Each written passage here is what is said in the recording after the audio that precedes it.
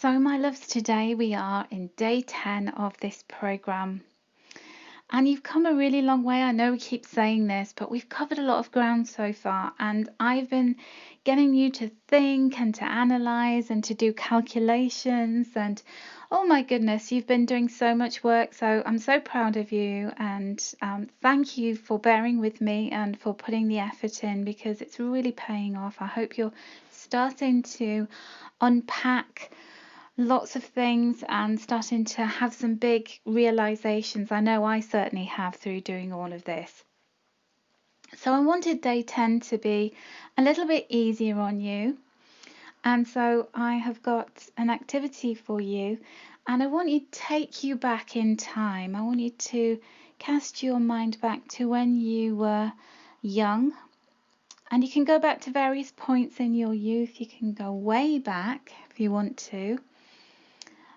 So back to when you were 7 years old, and then round about the time you were choosing your options in school, which would be around the age of 13 or 14, and then around the age of 17 or 18.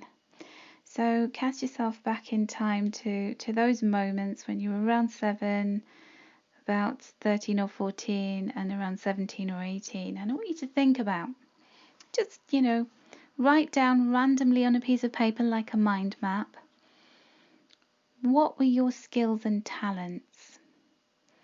So what were the things that you were really good at? What were the things that you really enjoyed doing most? So, you just couldn't wait to do those things.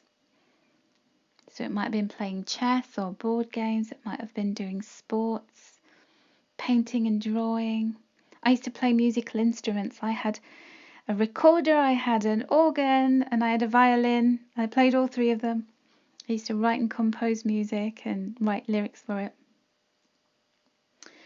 And think about what you thought your career path was going to be at that time as well. So where did you visualize yourself working? What did you see yourself doing? All of those really yummy, compelling things, back in the day before we started to get our edges smoothed off by life, and before people told us we couldn't do things, or when they told us we couldn't, we didn't believe them because we just believed in ourselves.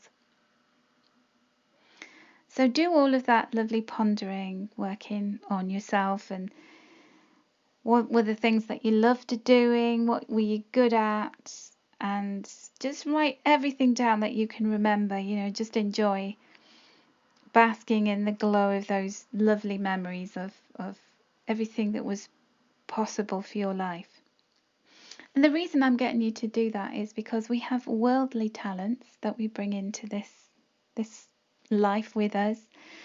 And those are the things that we'll instantly find that we're pretty good at. So you might have found that you were very good at retaining information, or that you were very fast when you ran, or you were very good at cooking, or you were a little scientist, or you're very good at map reading, all of these things.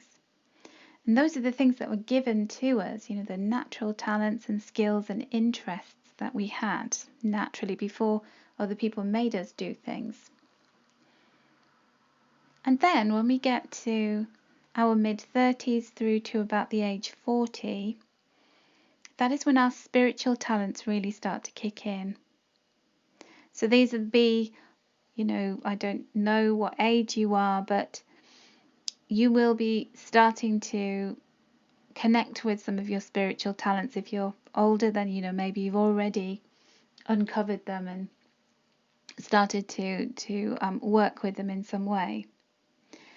But when we're young, this represents a time when we're not far out of having been in a celestial body, and that is when we come into the world and we're still very keen, we're still very connected to our highest self. That is why so many children are very intuitive and psychic, and they can pick up on all kinds of things that adults can't. They're much more open to magical things and possibility. So I want you to write those things down, and I want you to think about how they connect with all of the things that we've been looking at, such as your word of the year, such as your fears, such as the things that you would like to start embodying over the next year, and the numerology, what came up for you around that with your life number and your destiny number. I also have a meditation to share with you to help you to send some healing to your inner child who wanted to do these things, and for you to really connect with yourself at those ages so that you can really understand yourself and maybe follow through on some of those commitments that your inner child wanted to make about your future life.